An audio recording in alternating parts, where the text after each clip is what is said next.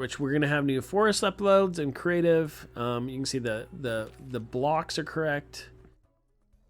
But the side walls are still using the city ones. We will have new art for those. Look at these fish jumping through. Super cute. We need some splash effects when it hits the water. We need some new water materials as well. These are just kind of the default ones from Zach, which are great. But we want something more dynamic like we have in the city. So that's something for the team to be working on.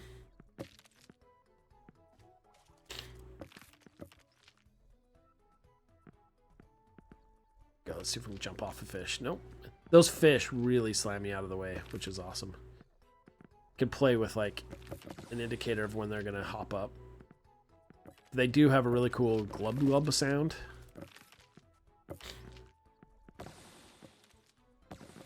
Oh, there we got the. So we got another wide head pickup, but does that add on to my time? That's the question. It's not readable if it is, so that's something we can look at in updating this week. This is awesome.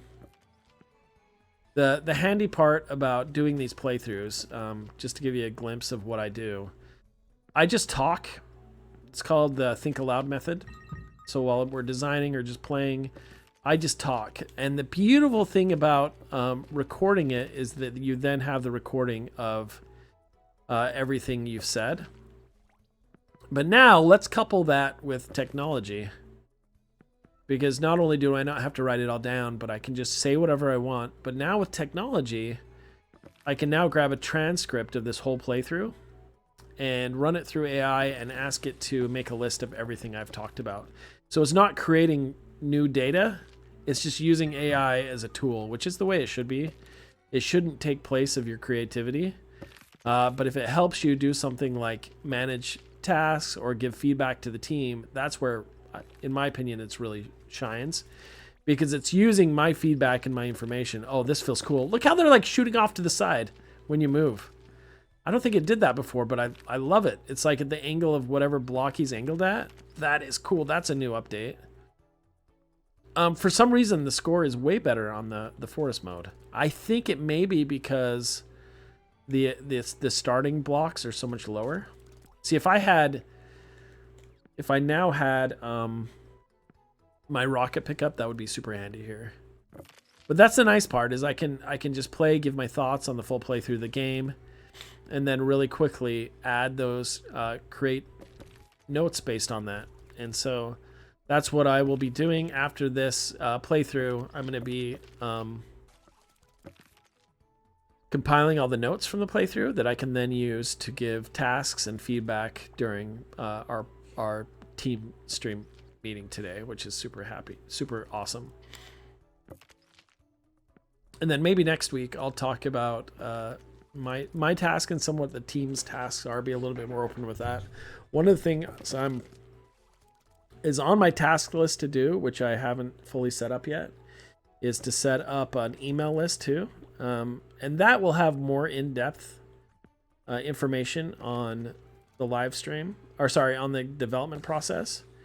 So if you are interested in game development and want more information on what we're doing, I think the email would be something to sign up for. So if you're interested in that, leave a message in the comments. Just say that you're interested. That'll give me more incentive to make sure that's on my task list. Oh, the forest level doesn't have any fireballs. Dude, that's it. So we need to play. Jonah just hopped in and said the forest level doesn't have any fireballs. Because I'm having more fun without the fireballs. So I think the fireballs need to be a lot less frequent. A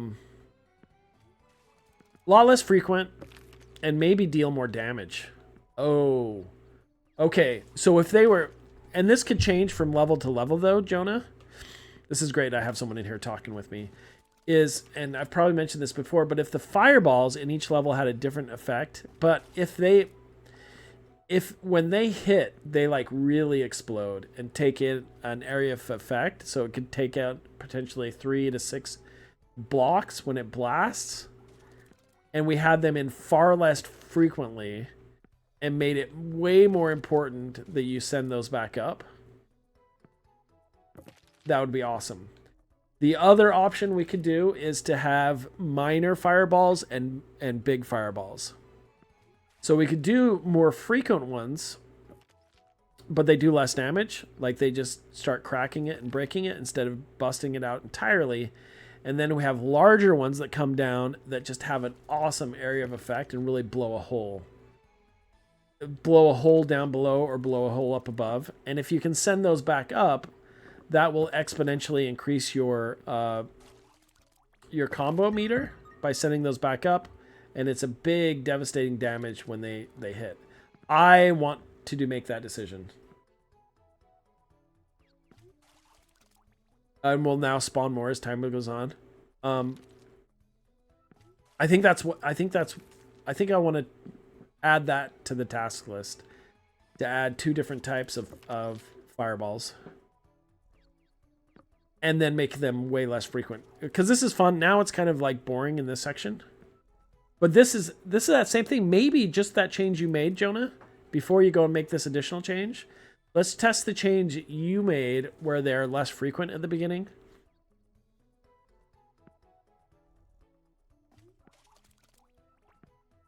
And then later we can add the different types of fireballs. And maybe we do the ramping up in the city level, and then maybe we introduce the larger fireballs in a different endless mode, right? So maybe in the factory and the other ones it's crazier. Because that's one of the things design-wise is how do these 4 different endless modes feel different from each other? So that's one of the tasks we need to decide on the design table is what makes those different. Create a little grid showing what the different differences is in them and how they feel in a gameplay way, how they feel different from each other. Awesome.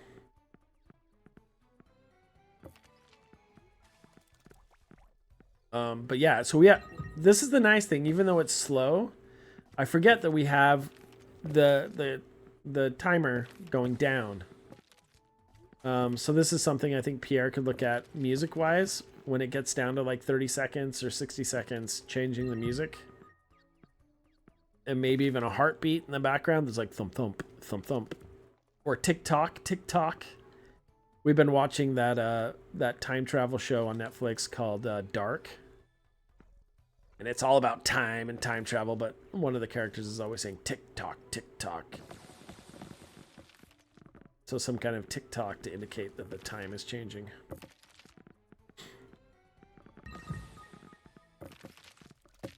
All right, love the rocket hats. Yeah, we got more rocket hats, but I lost my combo. Sadness. Okay, we got the wide head still. This is awesome. And let's see, so it's going to come down faster when we have 15 blocks, right? Or 15 bricks. Boop. Still want an indicator to know when my head's going to shrink down.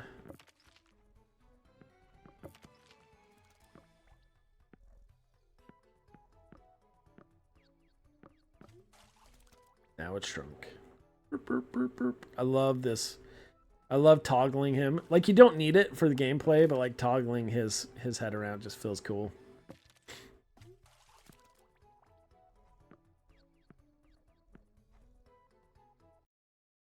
We lost! And I didn't even realize it because the time didn't, or the sound didn't change.